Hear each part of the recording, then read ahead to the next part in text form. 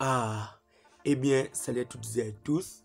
J'espère que vous allez bien et bienvenue dans cette nouvelle vidéo dont je ne parle pas de Spider-Man No Way Home, mais comme vous le voyez dans cet écran, je parle bien évidemment de Thor Love and Thunder. Donc, dans cette vidéo, comme je l'ai fait dans les précédentes affiches du film Spider-Man No Way Home, je vais faire l'analyse.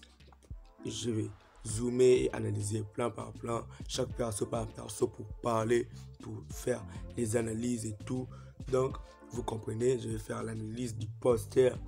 Ce n'est pas la poster officielle, mais c'est une poster qu'on a vu ou que quelqu'un a vu et a photographié dans une lycée ou dans une boutique, j'en sais rien, à propos du film. Mais non, Thor Love and Thunder, mais j'avoue que c'est trop stylé.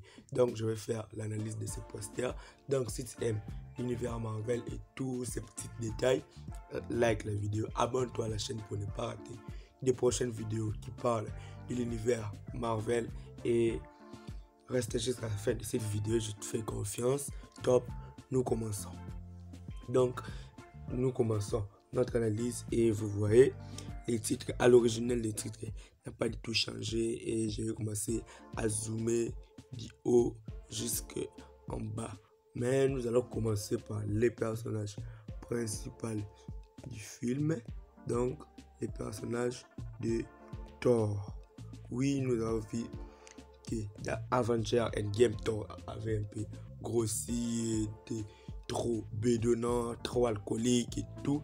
Donc, on croyait même pas qu'il n'était, on croyait qu'il n'était même plus digne de soulever Mjolnir, mais nous nous sommes trompés.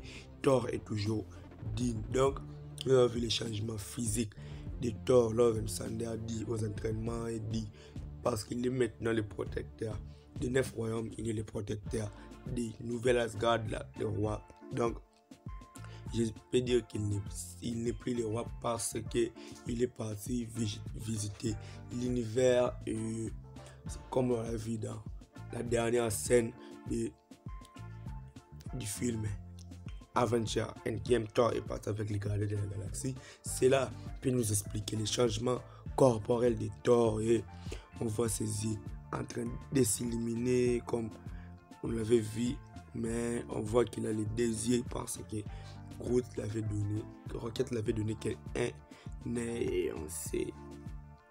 Donc, le personnage de Thor, ce qui est vraiment impressionnant dans son personnage est que Thor a un changement physique, tout ce qu'on espérait voir dans Avengers Endgame. Donc, j'aimerais voir vraiment ce personnage dans cette modèle, dans cette façon, dans Avengers Endgame. Pourquoi dans Avengers Endgame, Thor n'était pas vraiment digne, n'était pas vraiment censé être digne de soulever Mjolnir parce que le Thor d'Infinity War et le Thor d'Endgame, ouf, carrément différents. Donc, si je continue à apprécier les personnages de Thor, la vidéo risque de faire 30 minutes. Donc, voyons un peu, nous allons récapituler. Donc, nous allons zoomer en haut de l'image.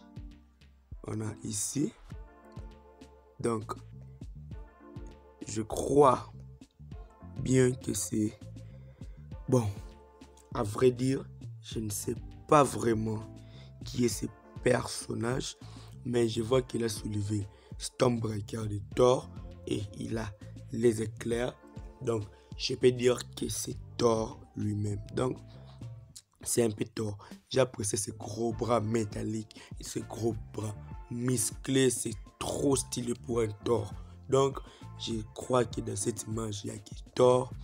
Oui, c'est Thor parce qu'il n'y a que Thor dans cet univers de marteau qui peut soulever Stormbreaker. Donc, il n'y a plus rien à dire. Il y a Thor dans cette image et il y a Thor aussi dans cette image. Ce n'est pas le seul personnage ou le seul personnage qui se retrouve dans cette image. Donc on a aussi Natalie Portman qui est dans cette image. Mais dans cette affiche, nous voyons quelque chose d'étrange parce que Natalie Portman peut soulever Mjolnir. Mais la question est qui se pose. Parce que pour soulever Mjolnir ou pour être digne, vous pouvez recevoir un sacrement ou un sacrement fait par les protecteurs du Neuf Royaume. Moi, je peux dire que Nathalie Portman, en gros, ne devrait jamais devenir digne de Mjolnir. Mais comme Odell était, maintenant c'est Thor.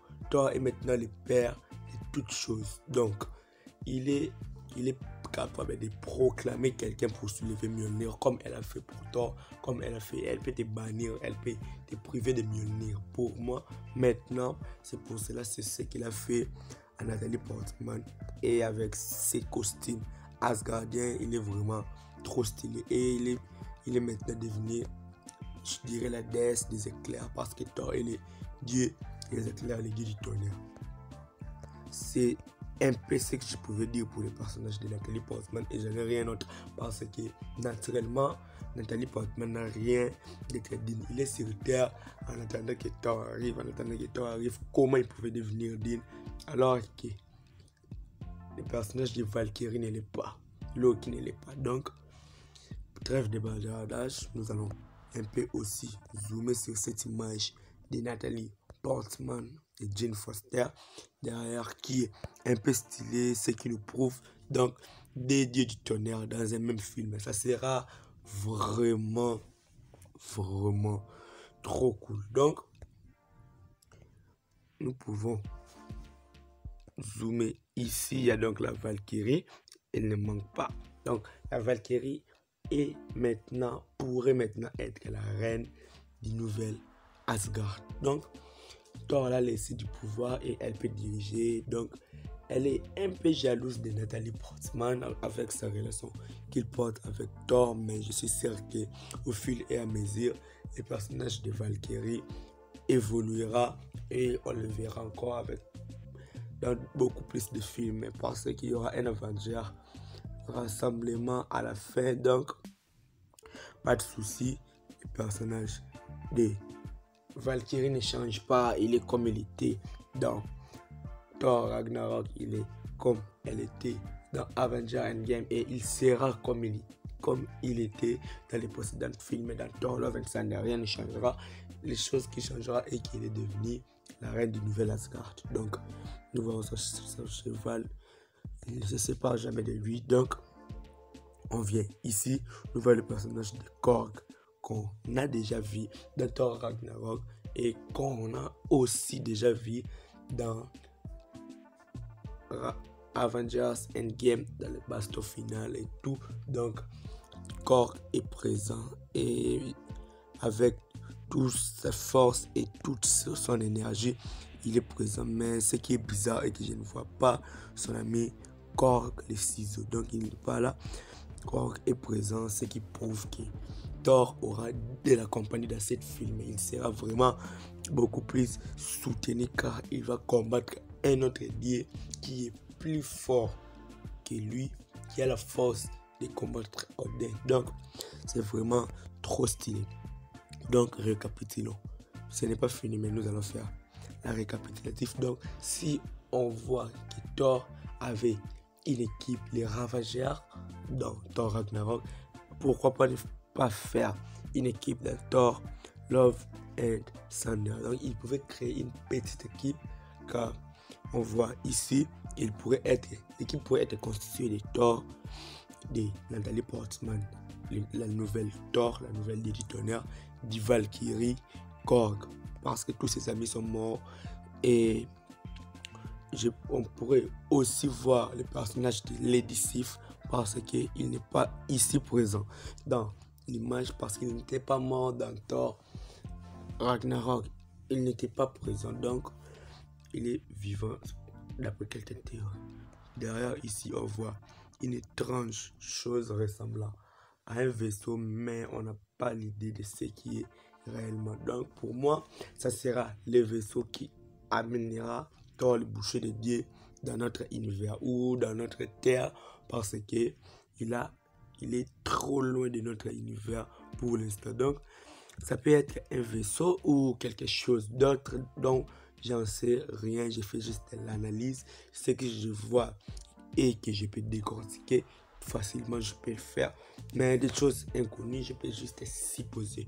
Donc je suppose que ça sera un vaisseau qui pourrait amener quelqu'un, c'est cette terre Asgard est détruite, c'est la nouvelle Asgard. Donc, en Norvège, oui, la nouvelle Asgard, c'est pour cela que ces vaisseaux est présent dans l'image. Donc, trêve de bavardage, nous allons un peu essayer d'analyser la dernière image. Nous voyons les deux chevals que portait Odin.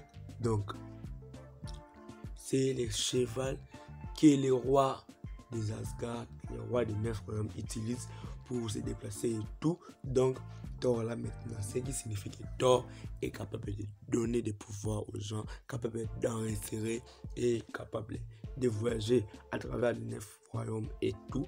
Donc, il y a ces deux chevals, ce qui explique pour cela, Thor deviendra un dieu trop puissant même. Donc, si je zoome ici, je pouvais voir tout ce que je viens de vous dire à propos de l'équipe que Thor pourrait avoir dans ce film Thor Love and Thunder. Donc, nous voyons Thor, Natalie Portman, Jane Foster et nous voyons aussi la Valkyrie et Korg. Donc, les 4 personnages pourraient être une équipe pour affronter Thor, le boucher de Dieu, dans le film Thor Love and Thunder qui sortira en 2022 au cinéma. Donc, c'était tout ce que je pouvais faire à propos de cette analyse. J'avoue que le film serait stylé, trop stylé, parce que ce sont des films qui balanceront beaucoup trop de tonnerre. Il y aura les combats entre des dieux, ce qui est vraiment trop stylé, parce que ce sont des dieux trop puissants.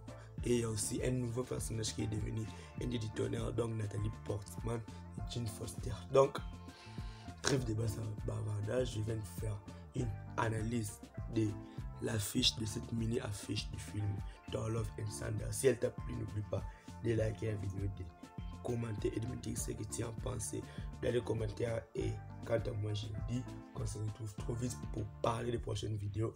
Abonne-toi si tu likes, si tu aimes des vidéos de Marvel, parce que tu en auras plein dans cette vidéo, dans cette chaîne. Donc, quant à moi, je vous dis qu'on se retrouve trop vite pour une prochaine vidéo consacrée à l'univers Marvel. Top. Ciao les amis.